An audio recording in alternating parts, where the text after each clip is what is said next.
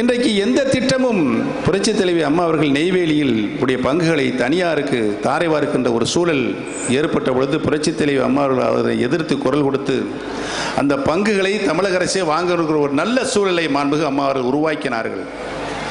ஆனால் இன்றைக்கு அதே நிலைமை சேலம் உருக்காலைக்கு ஏற்பட்டிருக்கிறது. ஆனால் இதை தடுத்து நிறுத்தி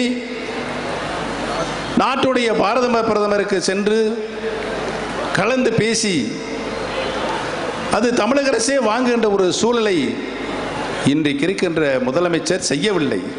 இப்படி பல பிரச்சனைகள் தீர்க்கப்படாமல் அரசனுடைய மெத்தன போக்கினால் கிடப்பிலை போடப்பட்டிருக்கிறது.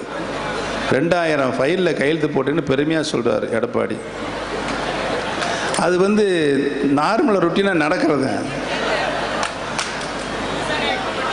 நான் ஒரு மாதம் முதலமைச்சராக இருக்கும்போது இந்த இடப்பட்ட காலத்தில்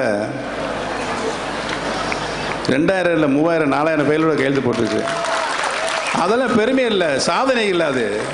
அது அன்றாட நிகழ்வு. தலைமைச் செயலகத்தில் இருக்கிறவங்க கீழேருந்து மேலே வரைக்கும் கையெழுத்து போடுறது நிகழ்வு நடவுங்க. அந்த பொருள் முடிவுக்கு வரும்பொழுது கையெழுத்து போடணும். கையெழுத்து போட்டது மட்டும் ஆகிறது. ஜீவ அரசாணை வேணும். அரசாணை போட்டதுக்கு பின்னாலும் அதை அமுல்படுத்த வேண்டும். இவ்வளவு பணிகள் அரசில் இருக்கிறது. இது பெரும் சாதனை என்று ஆட்சியாளர்கள் கூறிக்கொள்வது மிகவும் வேடிக்கையாக இருக்கிறது.